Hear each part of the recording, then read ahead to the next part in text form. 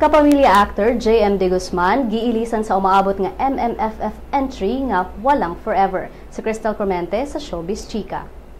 Misteryo karon ang casting change nga nahitabo sa upcoming film nga Walang Forever. Ang maong salida o sa ka-entry alang sa Metro Manila Film Festival 2015 kinsa i-produce ni Joji Alonzo ug pagabidahan unta nila ni Janeline Mercado o J.M. De Guzman. Apan kagahapon lang gikumpirmar sa producer nga si Alonzo nga out na si J.M. sa salida ug pulihan siya sa aktor nga si Jericho Rosales. Laing mubida sa Walang Forever ang veteranang aktres nga si Lorna Tolentino ug idirect kini ni Dan Villegas kinsa nakatrabaho na ni Janeline sa romantic comedy ni aging tuig nga English Only Please. Ang script sa maong salida magikan ni Antoinette Hadaone kinsa luyo sa mga hits nga That Thing Called Tadhana ug kilig serye nga On the Wings of Love. Kung anong gitangtang si JM, wala pa'y detalye apan angay atangan kung sakto ba nga si Echo ang gitupo kang Janeline o kung aduna ba'y chemistry ang duha.